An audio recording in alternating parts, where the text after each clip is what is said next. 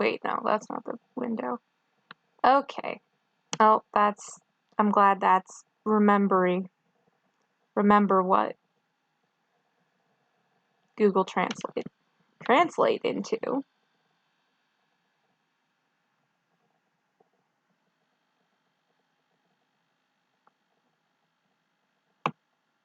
I didn't think this through. Hold up.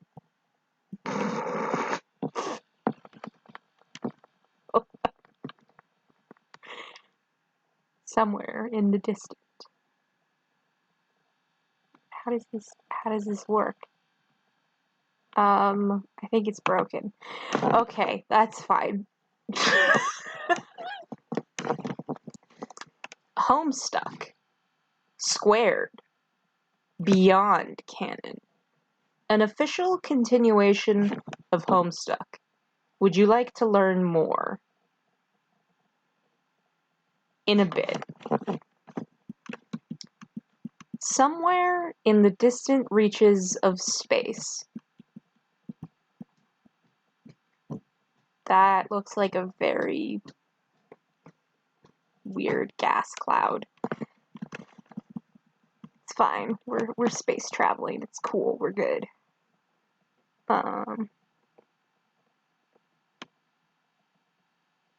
look, it's the Theseus with a bunch of shit. Wait. Oh, I see. That was Jake's logo. Definitely not Jake's ship. Not at all. What are you doing, dude?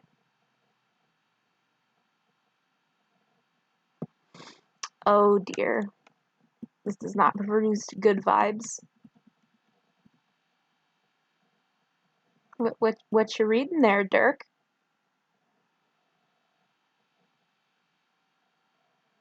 Oh, that legal? Are you reading a letter from your... Okay, he's either reading something he just wrote down, or let's just... Surprise, bitch. I bet there was a moment just now when you thought to yourself, oh, thank God. Thank the Maker. Thank literally what the hell ever recalcitrant entity was, is now, or perhaps always was, always has been responsible for piloting this story. Homestuck is its own god, anyway.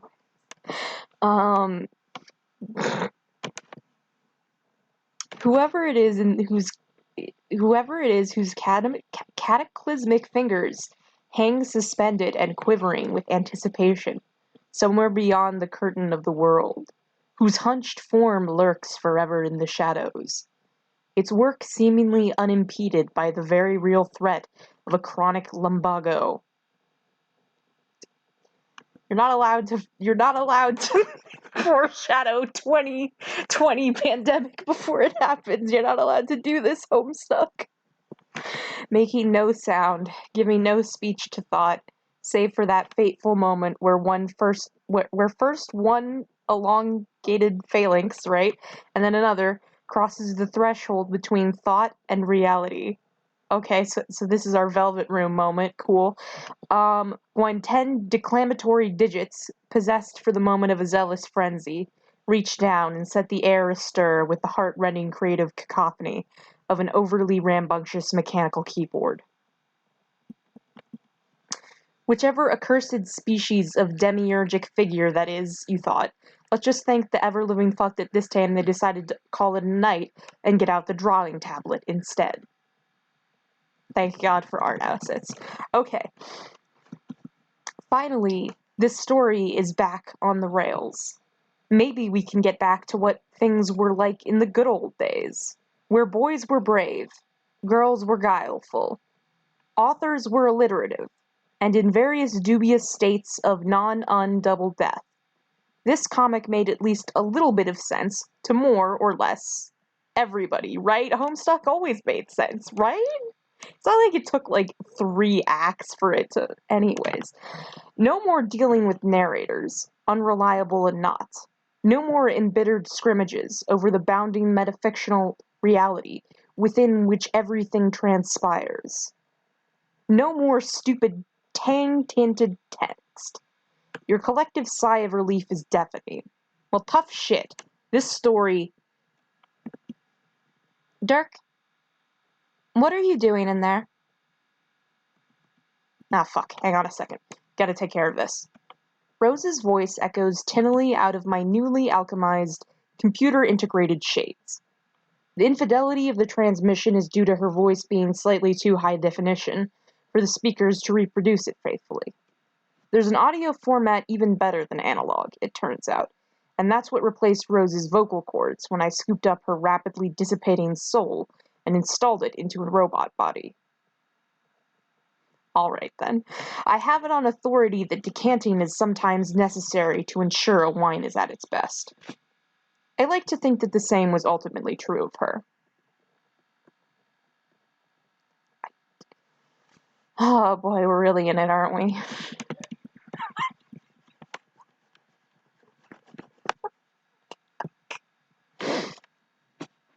Oh, nothing important. To the extent that anything that you or I do is even capable of being unimportant anymore, which extent is admittedly teetering a few microns shy of Jack Dick right about now. The point is, don't worry about it. I'm just doing a bit of housekeeping. Well, pardon me for interrupting a prior engagement.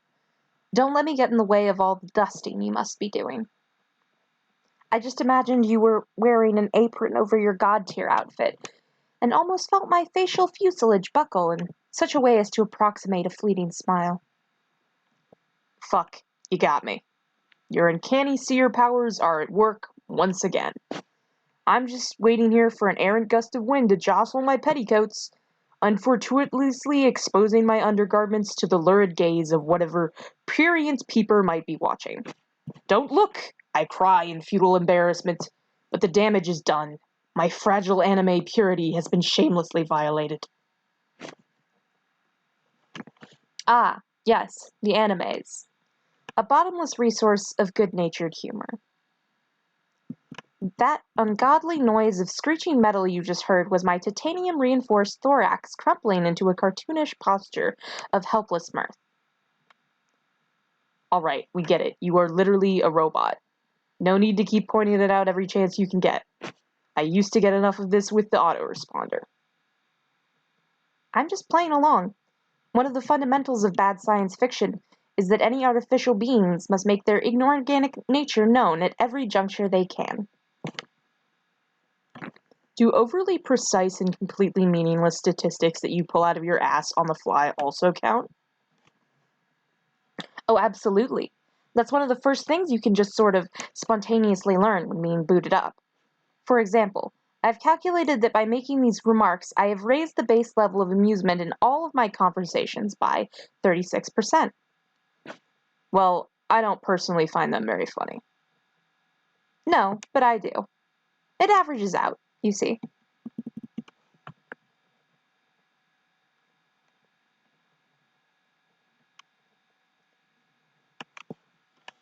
Oh boy. Okay, but what are you actually calling me about? I just thought you might like to know that we're getting pretty close to your chosen crash site.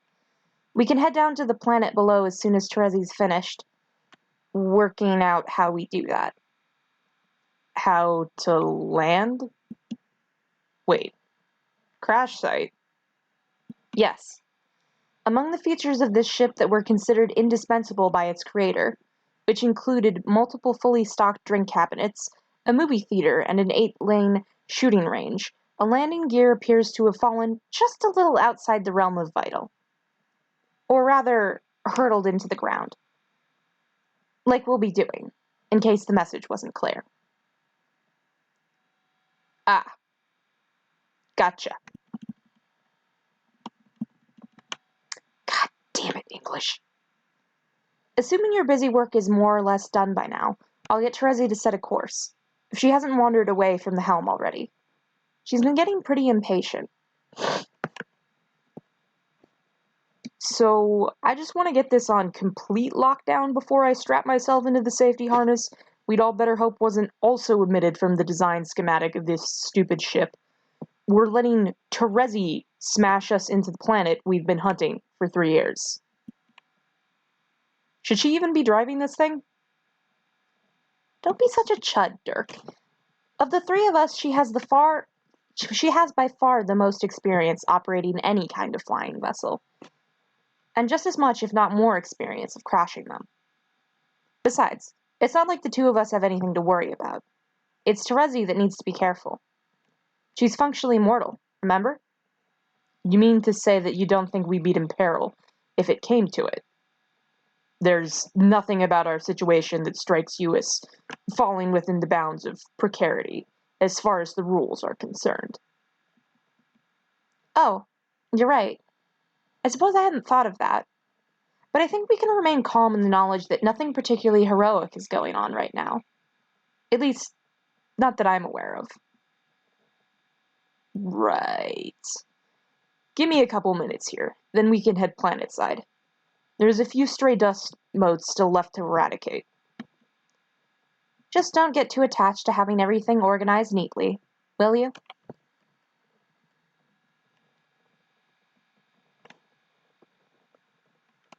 Oop, what? That Rose just fucked off. Rose signs off the call without much fuss. She knows that I'm not really cleaning, but doesn't care to know what I'm actually doing. I know that she knows this, but I don't care enough that she knows, nor do I care that she doesn't give a shit.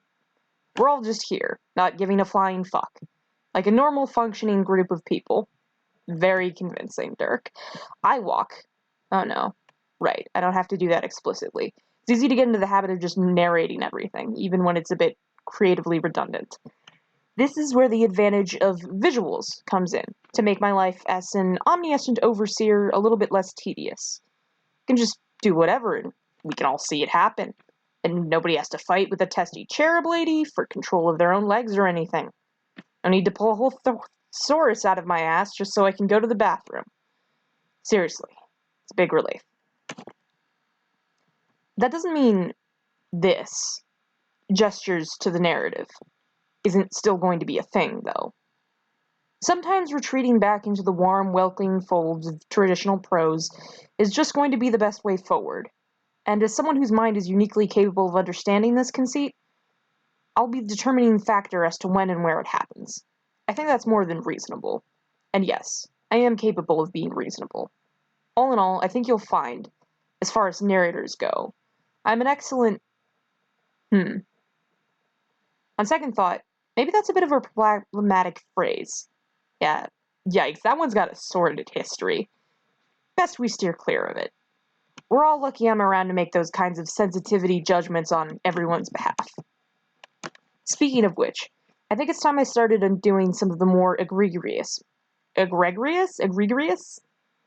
Tech mistakes this story has been subjected to over this that guy, that man, yes, I'm talking about him, the other orange one. Remember him? Vriska got stalked by him a bit, and it was uncomfortable for everyone concerned. Anyway, the point is that he fucked up big time, and I'm here to clean up the horse shit. It's time to get this story back on the rails, back to where it was always supposed to be. I know it, and you've somehow always known it too. There was something else, some other route than Homestuck was meant to take, but then didn't. Intergalactic multiverse defenders. I'm calling it now. Anyways, a way that would have spent so much time dicking around with stuff God, that is such a double negative.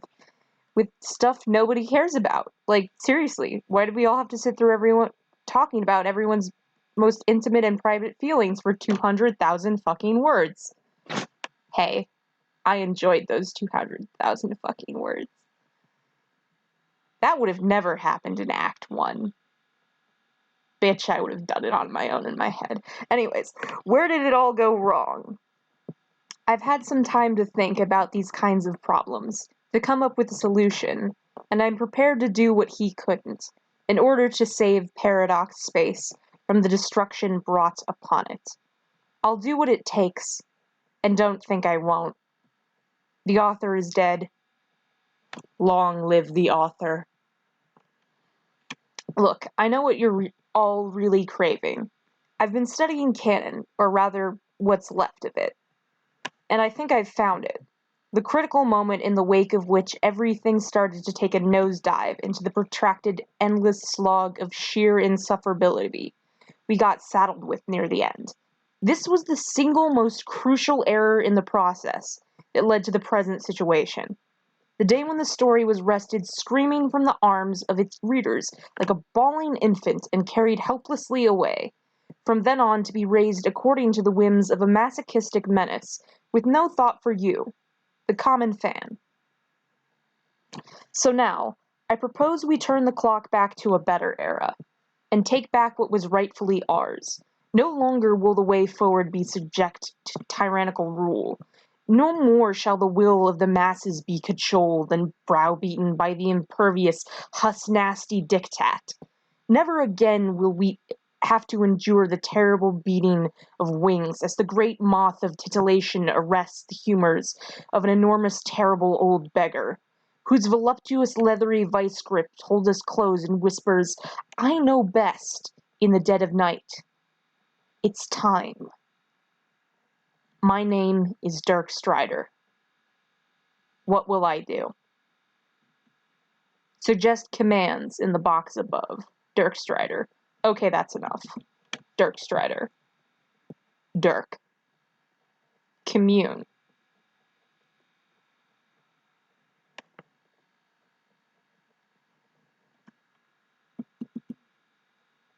Whoa, buddy. Okay. What are you doing for? Oh, Jesus. Huh. Look at that. He has the power. Channeling my full potential as an ascended player of heart, I expand my consciousness to commune with the boundless force of collective willpower that is the internet. My mind floods with its divine potency, a million formless cries coalescing into the sequence of discrete formal instructions. It is a maelstrom as chaotic as it is deafening, and yet from this formless, uninterrupted spate of hard, unembellished data, a single suggestion takes form, as if bubbling up from a vast, infinite ocean of possibility. It is a whispered prayer to a compassionate God, whose ears attends faithfully to the will of his believers. Okay, let's see what you chuckle fucks came up with.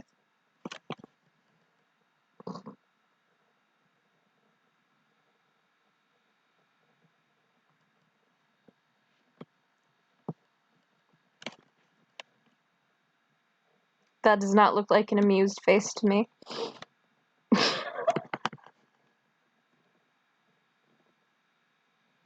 Dirk.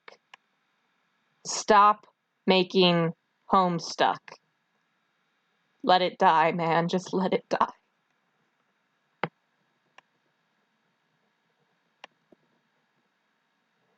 Dirk. Stop making Homestuck?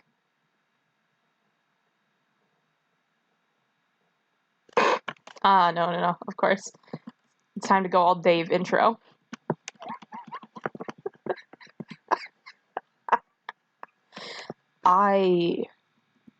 You know what? You've convinced me. There's no way I'm fucking with this shit. I'm nobody's puppet, of course, but this was going to be a little fun we had together. A callback to simpler times. I just wanted to play a game, and you were going to be a part of it. That submission box was my olive branch, dipped tentatively at arm's length into the trash furnace of creative... Hold on. Dirk's so pissed he made us skip the narrative. Hold on, I want to listen to you rage, man. Dip tentatively at the arm's length into the trash furnace of creative potential known as online. But I should have known better. People think you can run a story like this. This must be just about the stupidest idea anyone has ever come up with. I'll just have to make up the commands myself from here on out. Seemed to work okay for the other guy. Dirk, examine room.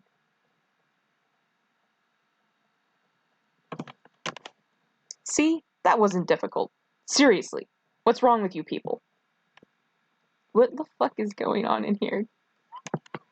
This is my private study on board the Theseus, a light-speed-capable vessel built for tearing around the cosmos like there's no tomorrow. This is where I keep all of my prized artifacts, canonical keepsakes, and other assorted objects of historical and/or artistic pertinence. Some of these items were really hard to come by, requiring very creative use of my full faculty as an ascended harp player. The rest was just stolen from my friends' houses when they weren't looking.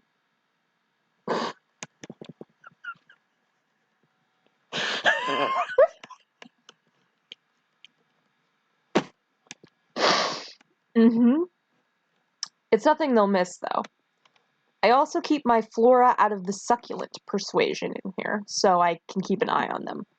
Make sure nobody's eating any. It's happened before. This is where I come up when I want to sit and think about important plot details, which is pretty much any time I'm not training or laying down mad. What in the fuck is an enfilade? Hold on. Hold on. Someone. No. What is it? Is this a real word? Hold on. A volley of gunfire directed along a line from end to end, or a suite of rooms with doorways in line with each other. That's so very specific. Enfilade. Hold up, let me hear that again. I'm gonna put my headphones on. Enfilade. Jesus. Okay, that's... Why is Google whispering to me like a little... Anyways. Mad enfilades of philosophical shit with Rose. It's important to have things around to remind me of where we came from. Yep, it's a whole lot of where we came from.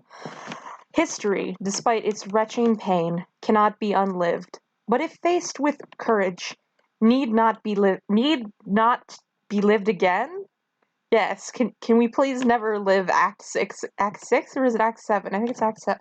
God, I don't even wit numbers. Maya Angelou. The ship itself is being borrowed in perpetuity and has served as our home for the past 3 years.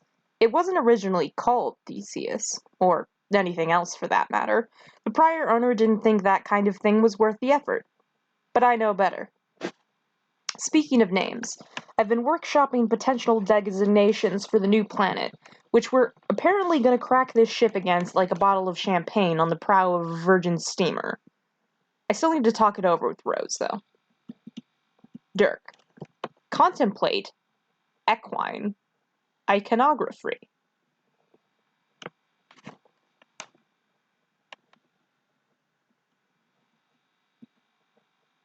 This fucking painting's never gonna die.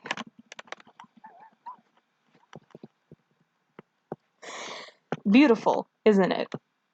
A piece of this quality deserves nothing less than the pride of place in my private collection. Am I being sincere about that? Who the fuck can even say? A parting gift from an old flame. It was given to one of my splinters in a distant timeline before ending up in my possession via lots of complicated shit that I don't want to get into. This painting used to belong to one of the most powerful men in Earth's history, and now it belongs to one of the few people ever to hold him in the palm of... Wait, what? I'm assuming that means Okay, moving on. It came with a note, which has since been misplaced, but I know the words by heart. Dear Dirk, in memory of our... I wasn't ready for the Obama part.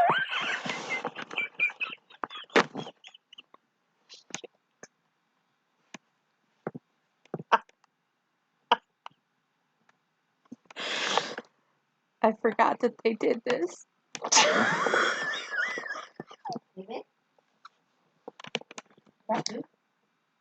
I think so. Dad's probably home. In memory of our precious time together, when you look at it, think of me, and be reminded that while we breathe, we hope. Barack Obama. Paint. Paper. Get to work. Nah, this is face paint. Not for painting pictures.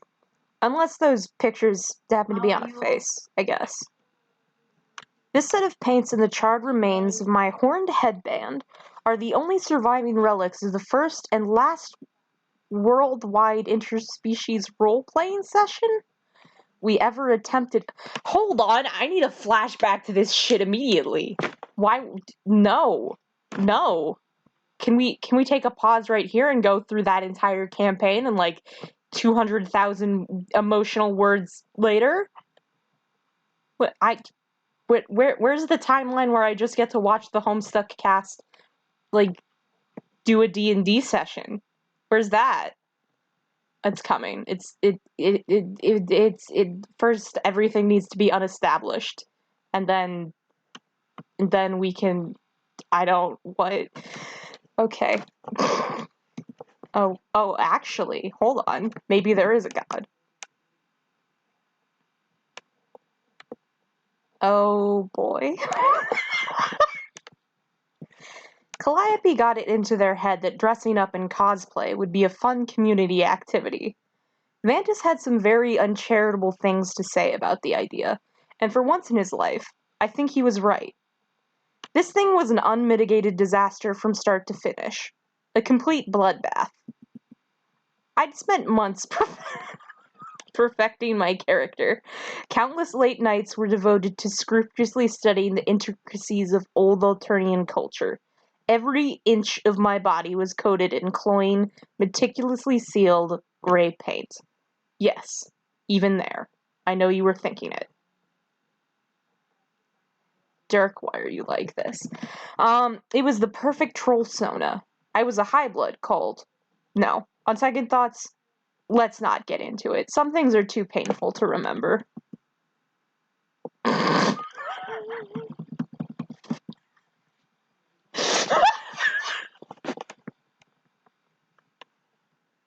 Inspect delicious houseplants.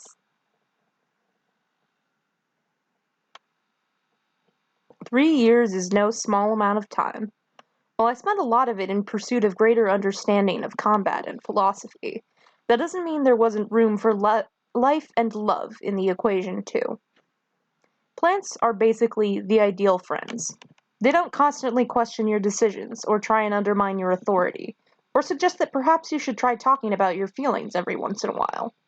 Plants lie down in the dirt and take it, metaphorically speaking. I've genetically enhanced these succulents to make them more hardy in a low-gravity environment. They all got drastically discolored as a side effect, but frankly, they look better like this.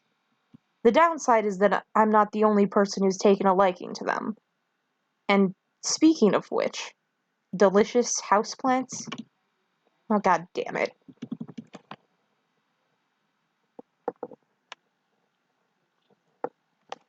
Inspect delicious houseplants. Fuck, where's my Terezi voice? I didn't get it. I haven't standardized my Terezi. Well, I suppose I haven't standardized my Dirk voice either, but like, whatever.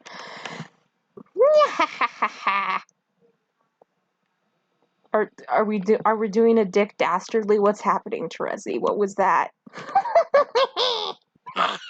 Okay, now we just went a little bit Wicked Witch of the West.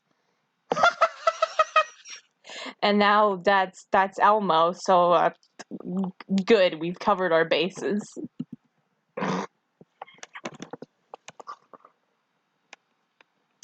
You should have seen your face. It was as plain and featureless as ever, just like the cloying tang of your overbearing orange aid prose. How does it feel to be dancing to someone else's tune for a change, you poofy pant pomegranate princeling? Terezi, always a pleasure. I see you found the command terminal. Please, feel free to stop fucking around with it right about now. You're messing things up before we even get started.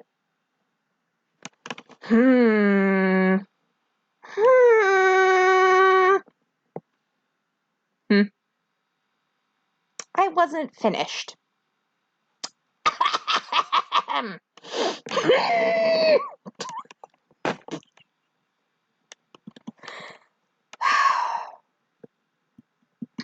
I've considered your generous offer very carefully, but I'm afraid I'll have to decline.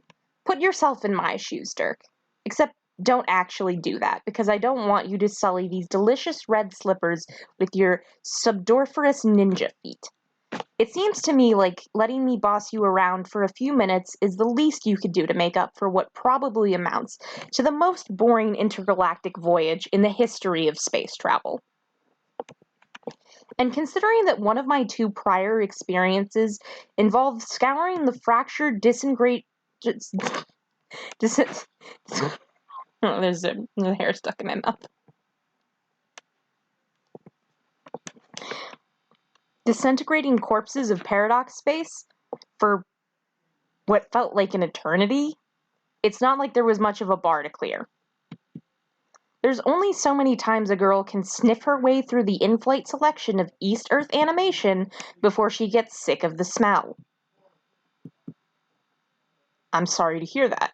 Although, in fairness, there is no fairness here. In fairness, you came along of your own volition. It's not my fault the journey didn't live up to your expectations. Can't get this hair out of my mouth. There we go.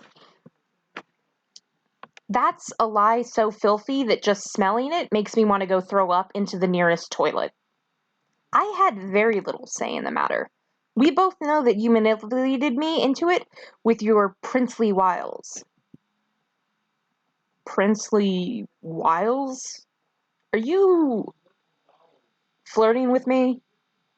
Is this a colliginous thing you're going for here? Ew, no! I'm flattered, but I don't really go for aliens. Or girls. Or alien girls, for that matter. 2 yucks don't make a yum.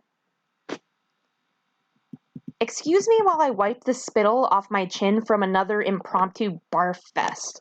I'm talking about your Genesis frog-sized inability to shut up, which seems to have somehow reached a mass so critical it opened a wormhole in the fabric of reality itself. You've started doing that thing again, and it's completely insufferable. Oh, sorry. I forget how easy it is for you to pick up on it. Imagine that I am standing right next to you, with a megaphone pressed snugly up against your infundubular. What the fuck? What is... God, these words. Okay, no. Oral... probably means oral protrusion. Now imagine that I proceed to drub you senseless with said megaphone, and then direct an apology at your slumped, twitching body through it. That is what whatever you're doing feels like. It's less that I can pick up on it, and more that it assaults my very consciousness. You have all the subtlety of a culling fork to the thoracic exoskeleton plateau. It's hardly surprising that I can hear you so clearly. How do you mean? I just assumed it's because you're a seer. It seems appropriate somehow that you'd be able to sense these kinds of things. Well, that's pretty obviously wrong, shit for specs. If it was because I'm a seer, then how come Rose doesn't know about it too? I mean, maybe she does, but if so, she's somehow putting on the best act I've ever seen. No, I'm pretty sure it's because of our aspects. What, heart and mind? Mind and heart, yes. The 2 of us are opposites, right? And when it comes to the aspects, opposing pairs effectively define each other on a fundamental level. Mind and heart, time and space, they're all 2 sides of the same coin. Or I guess 12 sides of the same 6 coins? Sounds complicated. Oh, fuck off. I know you're playing dumb to antagonize me. Well, I'm an antagonist now. That's what I do. Oh my god, get over yourself. I am begging you. What are you even doing right now? It's a bit hard to explain. If you're so bored, maybe you can help me out here. We can play a little game. I just need you to submit a few instructions into the terminal. Your wishes will be my commands. So, you want me to, like, dom you with this command station for a while? If you wanted to phrase it in a way most calculated to awaken the hair-trigger psychoanalytical instincts of my slime daughter, then yes, I suppose you could say that. Oh dear, let's not rouse the sleeping pride beasts just yet. Motion fucking seconded. Look, I'm not asking for much. Just a little light action to prepare us for the road ahead. Nothing too off the wall. You're a strange and funny girl, Terezi, but you're less likely than certain others to leave the equivalent of a steaming pile of horse manure in the submission box. Consider this little sum of executive power over my actions a planet-warming gift. Spend it wisely. Why, Mr. Strider, your generosity knows no bounds. But I'm afraid you can't have another command just yet. You haven't completed the one I already gave you. What? Looking at these plants? I already did that. Inspected them good and fucking proper. Look, they've gone bright pink from how hard I've been scrutinizing them. They all seem perfectly fine. Wait. Plants suddenly be devoured. Wait. Strider vision? What? Computer. Enhance.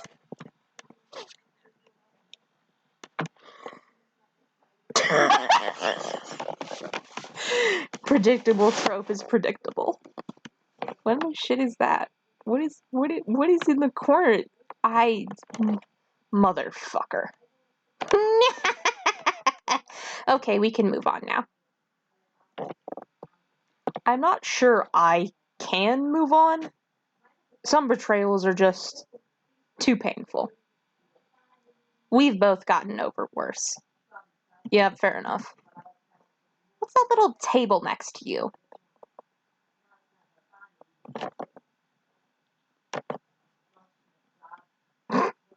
Hi, My Little Pony, what's up?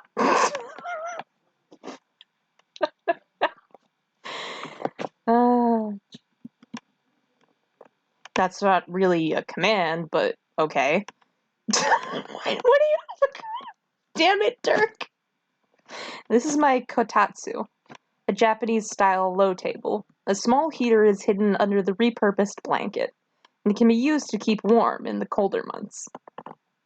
In the freezing depths of interstellar space, however, this is basically all the time, so the heater is always on.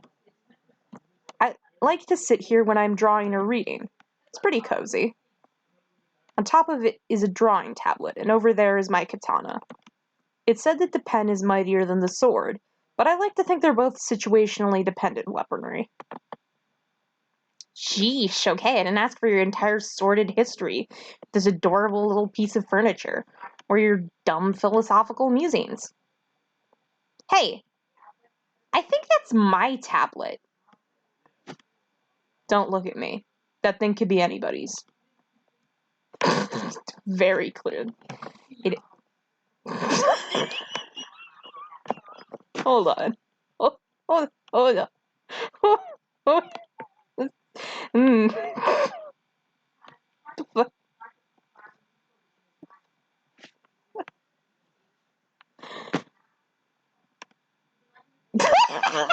Bucket tool. I can't believe I didn't get that earlier.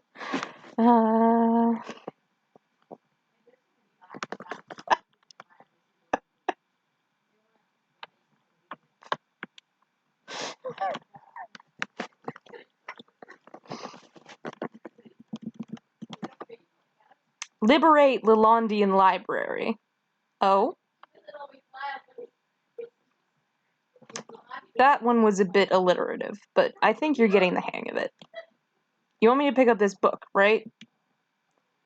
Does Rose know you've been using one of her novels to prop up that disgustingly tacky chair? I'm still not an expert on Earth family etiquette, but that doesn't seem all that polite to me.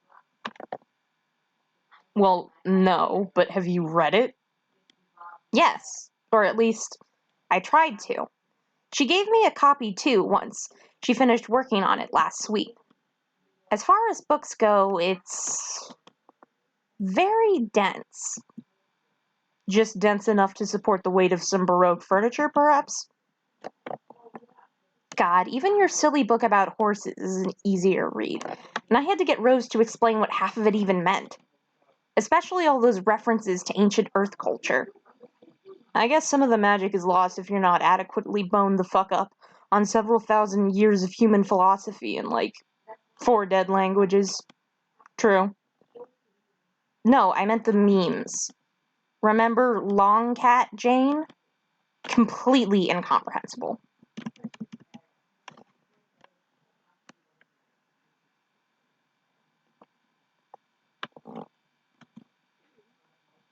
I capituloged the book into my MSPA modus. Forget hash maps, Pictionary, or any of that shit. This thing is where it's at.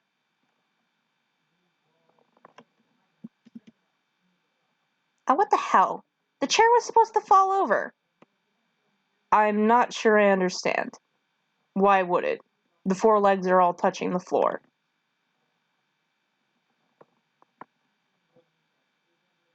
Trying not to think about it too hard. I mean, it probably just thud slightly. Wait. Is it uneven, or... Fuck it. Scream like a wiggler and tidy your desk. Well, if you insist.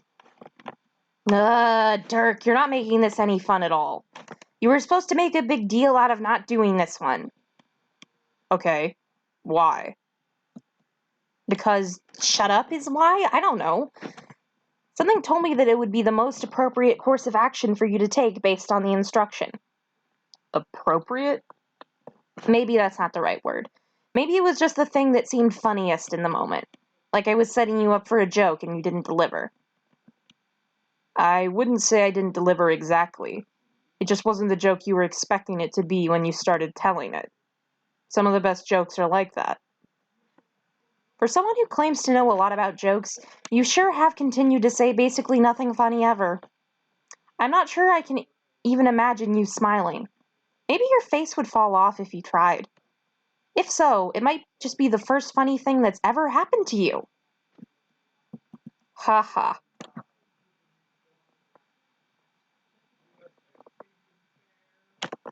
You know, I actually kind of resent the idea that I don't know how to loosen up or have fun. Basically, everyone thinks that about me, but they're wrong. It's just that the kind of fun I'm naturally predisposed to is rather intense. Not many really understand that when pleasure is taken seriously enough, it can easily mimic the appearance of business. Just as when irony is practiced with enough passion, it becomes indistinguishable from sincerity.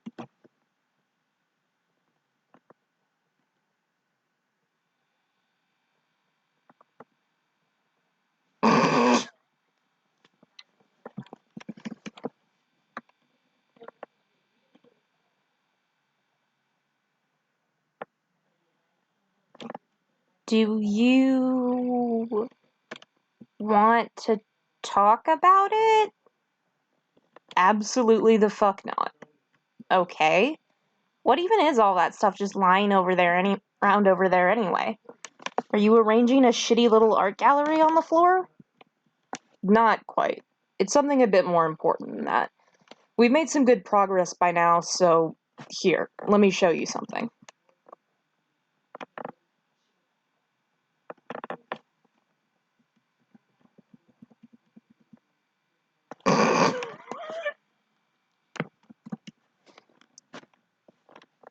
Smell this, Terezi? This is a panel. Okay. Can you tell what it's depicting? Hang on. Need to get closer to the screen. Nope, no good. I'm having a hard time making it out even over the delectable rug you're standing on. That's alright. This actually helps me illustrate my point. The panel is a drawing of me showing the panel to you. Now, what did I do there? You dropped it back on the floor again? Yeah, but in the panel, I'm still just standing there, holding it up. In order to communicate what I did to anyone watching, you'd need another panel to show the result. Or I suppose they could listen in on the conversation we're having now and infer that I dropped it from what we're saying. That would also work. In that case, the words provide the information that the picture would have done, without me having to pull a whole new panel out of my ass, just so that someone could confirm that yes, I did in fact drop the panel on the floor. That's the one thing I always found difficult about making comics with Dave. You have to draw everything. Exactly. But sometimes visuals are just a more effective way of doing things. So finding the right combination of words and pictures to communicate an idea effectively is where the artistry lies. And sometimes that means dispensing with one or the other entirely when appropriate.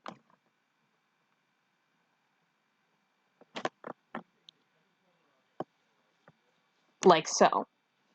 Ugh, not again! Oh, simmer down. What I'm trying to communicate to Rezi here is that there really doesn't need to be a panel showing anything at all for a given beat of the story. Obviously, most of you know this already, since lots of stories get by just as well without a single visual element. For the sake of precedent, I'm saying that we can cloak the visuals entirely and continue with narration alone, replacing the panel with a block of text like this, which we can call a prattle from now on. Such a device will be vital going forward, and so I dedicated some time at the outset to acclimatizing you to its effects. Its purpose is extremely practical. Things have been going a little slowly for a while, but now see how much we are able to accomplish with just a few short statements. Terezi begins feeling a bit impatient with all this metaphysical discussion and decides to turn her energy back towards the most noble of pursuits: pranksterism. She starts sending a constant stream of rapid-fire commands through the terminal, her fingers fluttering over the keys like the wings of 1,000 migratory monarch butterflies. And just as quickly, I spring into action, performing every last one of her instructions to the letter, no matter how brazen, physically strenuous, or narratively questionable. The layout of the entire room is rearranged. Furniture is overturned, books are defaced, and posters desecrated. Objects are picked up, put down, discarded, combined, separated, and ejected from Silodexes in all manner of directions. Terezi's debasements aren't confined merely to fucking around with the upholstery. Oh no. Her commands start to take a turn toward the slapstick.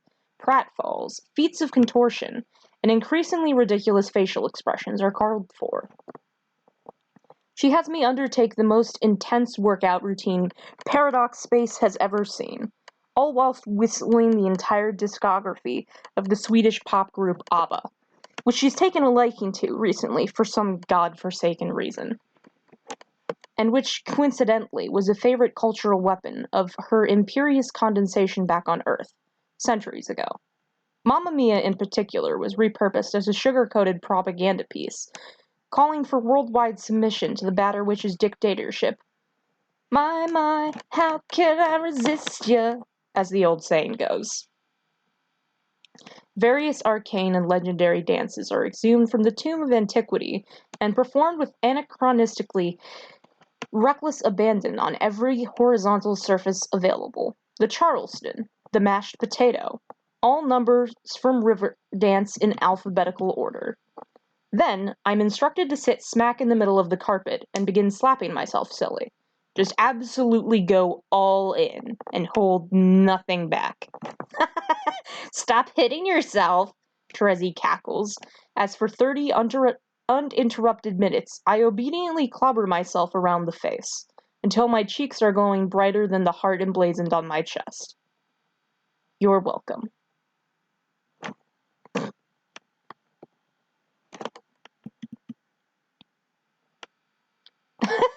Okay, that was pretty good. See? I told you I could have fun. Yeah, you sure showed me, I guess. I'm glad I got to watch it all through this screen, too. since I would never have believed you actually did it all otherwise. Even though I still have no fucking clue what it is we're even doing here. Can you just hurry it up so we can finally get off this ship? Come to think of it, maybe I could end this right now by typing the right command. I'd rather you didn't. It would be inelegant. Why do we even have this thing anyway? I thought they were for the exiles to use. Well, normally they are. And normally those are the only people who would ever use them.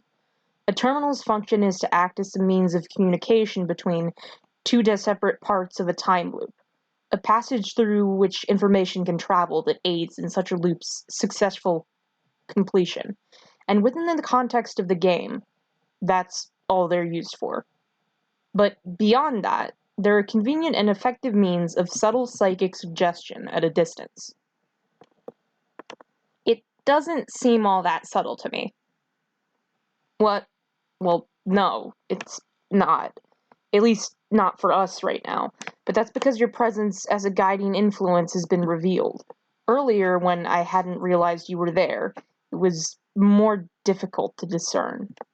I could have gone on for quite a while, not realizing what the instructions were anything other than spontaneous ideas from my own imagination, if you hadn't gotten too greedy. What can I say? They're called succulents for a reason. And apparently that reason is that they are delicious. No, I mean, you started being too obvious. Your personality bled through to an extent that was impossible to ignore, and so the spell was broken. But if someone with a lot of skill gave it a try, there's no reason why you couldn't keep providing commands indefinitely with the commandee none the wiser. Well, on second thought, that sure sounds sinister as shit. In the wrong hands, maybe, but don't worry. It's just part of the plan. The evil plan? Evil is a very reductive word. I prefer to think of it as just a regular-ass plan. Is all the other stuff in here part of the regular-ass plan, then? Something like that. There's a whole lot of junk. Wow, I haven't smelled some of this garbage in sweeps. Oh, wait. Is that... Ah!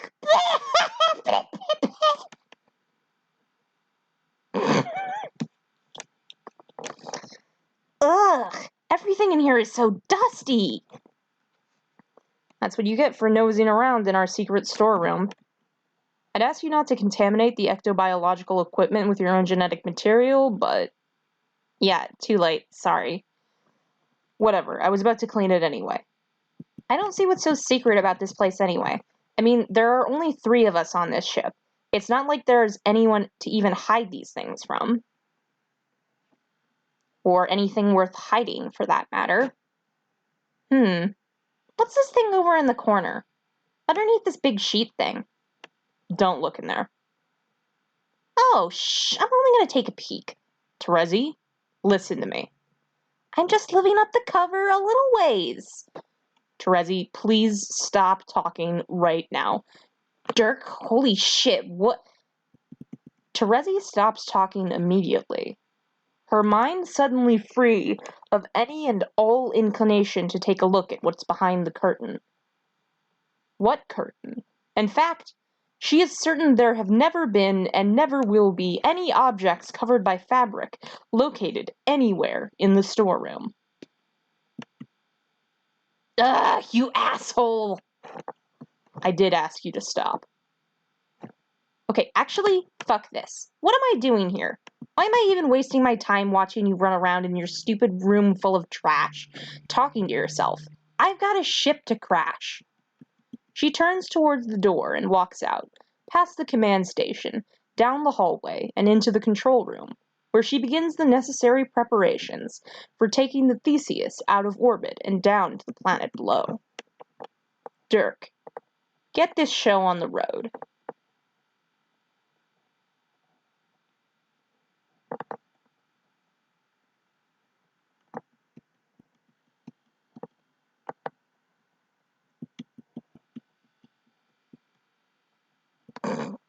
I guess, wow. Shit, man. Really get a number on that room. Oh.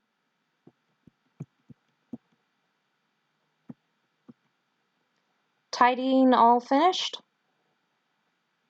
In a manner of speaking. I've given Terezi the all clear. Or, I guess just kind of pissed her off enough to kick this whole thing off once and for all. Okay. So I guess today is finally the day everything's been heading towards. You could put it like that, yeah.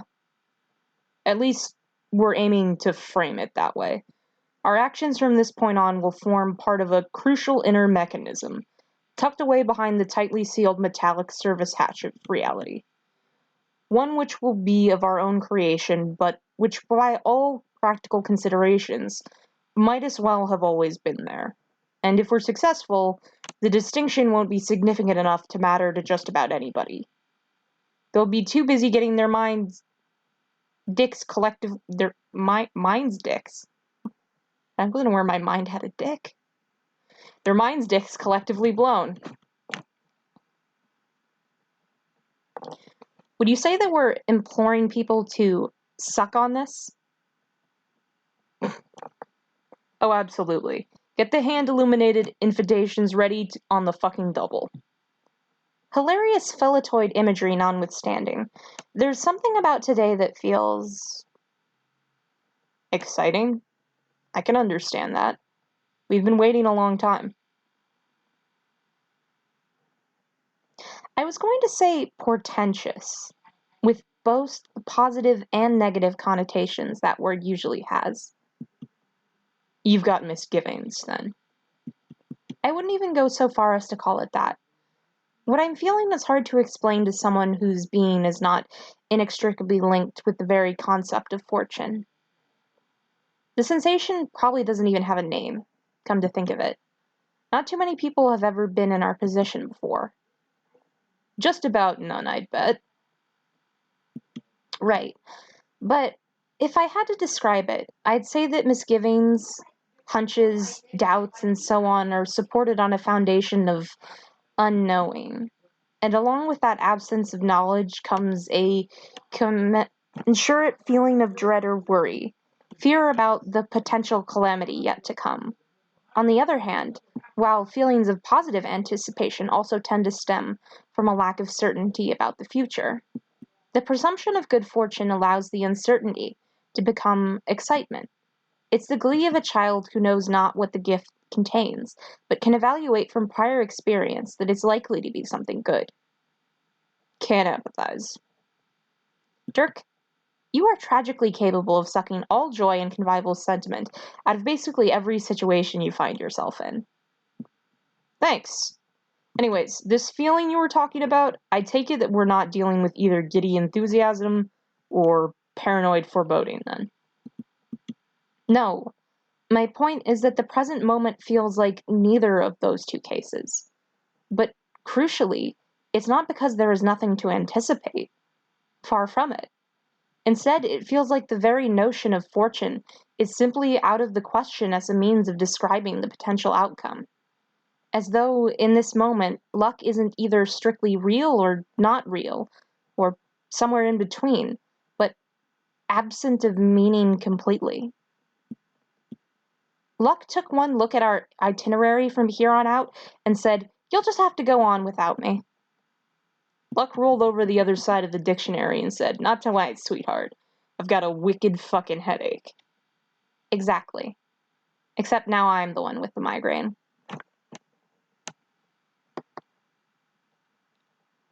Well, whatever that means, it doesn't sound good. I didn't know that robots could even get headaches. I'd say it's more of an ontological, existential headache, but that already describes basically everything that's ever happened to us up until now. And also sounds fake as shit. Is there nothing I can say that'd take the weight off your mind? For what it's worth, I think we've got this plan riding at a level experts might describe as pretty solid. We scanned for suburban technology, so we know for sure this is the right planet. Wheels are already in motion and all that. This thing is on lockdown. hermetically sealed even. Shit's tighter than a pair of English-occupied micro-shorts. You aren't going to believe this, but it turns out that the deranged, horny ramblings of a spurned anime obsessive have essentially no therapeutic properties whatsoever. And contrary to common wisdom, talking about the problem doesn't seem to have eased my state of mind either. I doubt you could say anything to make me feel better. If anything, I feel worse now than I already did. It's like the notion I was trying to describe was so conceptually insubstantial, so resistant to concrete definition, without any meaningful frame of reference, that even thinking about it as an idea made me, somehow, existentially unsound. And not in the way I used to always feel, back before John made the choice to validate our canonical existence is axiomatically. Foreboding I can deal with. I'm a seer. Sooths are mine to say. But this is different. Well, if talking about it didn't help, maybe talking about how it felt to talk about it might just enlarge the problem geometrically. Fair point. Despite what she thinks, little by little, Rose begins to feel her head clear of concern, semantically dubious or otherwise. Her understanding of my ascended existence doesn't include this degree of meta-narrative potency, so her doubts as to my words' healing powers are understandable. I don't take it personally. For someone whose sense of self is so boundless and infinite as an ascended Prince of Hearts, the fact that I am able to perceive something in any way other than personally might come as a surprise. But then again, taking things in stride is basically my whole deal at this stage. You might even call it my namesake. And so it's with a stony expression of implacable calm that I endure the increasingly violent tremors now coursing through the Theseus as it begins to breach the new planet's stratosphere. Vibrations unruly enough to churn even the most adamant of stomachs to a nauseous froth. While brow unfurrowed and mouth pixel perfectly horizontal, I withstand with spasmodic adjustments and course corrections, which together compromise the rambunctious intergalactic road rage of a chaotic lawful alien woman with voracious appetite for alchemically discolored ornamental plants. All manner of shit goes tumbling helplessly to the floor, walls, ceiling, and I don't even seem to bat an eyelid. Or maybe that's just because my shades are in the way. In the face of impossible stupidity, I am unfazed as ever. Because while the external world roils and heaves and shits itself like nothing else, there's one thing that I can always count on. As you know, I have many splinters. So many. I used to find it overwhelming to contemplate them all. Depressing, actually. It's a feeling I could never escape from. The feeling that my sense of self was limitless. That I was forced to exist as a small facet of my own potential, while drowning in an ocean of my greater persona, and all the terrible things I was fully capable of.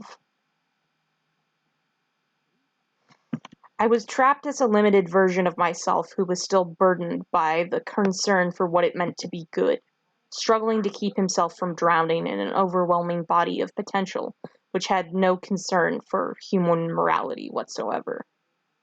But that struggle finally ended a few years ago. My head isn't fighting to stay above the water anymore. There isn't even a metaphorical head to speak of. I'm only the water now. It's proven to be an immensely comforting way for me to exist. It reminds me of the feelings I had during long nights alone, looking out over the dark ocean which surrounded me. The ocean that effectively raised me, because nothing else was around to do it. During those lonely nights, I spent many hours wondering what would happen, what would even be the difference if I jumped in and never came up, if I simply disappeared. But now I finally have. I've disappeared into the infinity of myself, and I am Magnificent. Here it's not. Here people don't really care.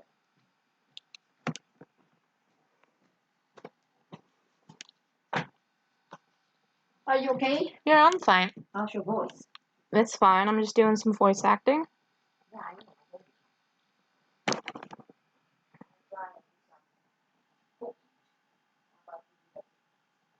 Hmm.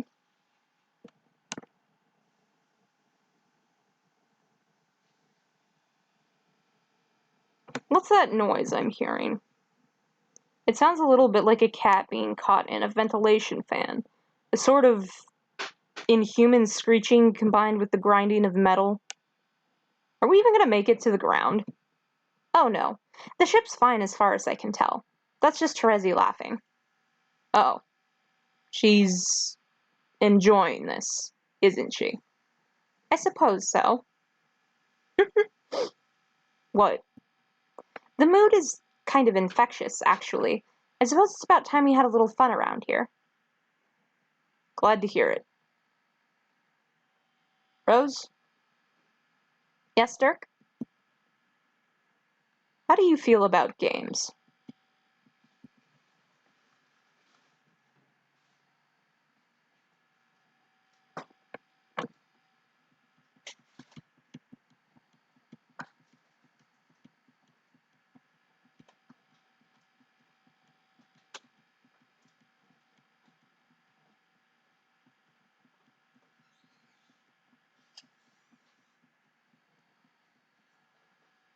To be continued in Chapter 1, Ghost Flusters.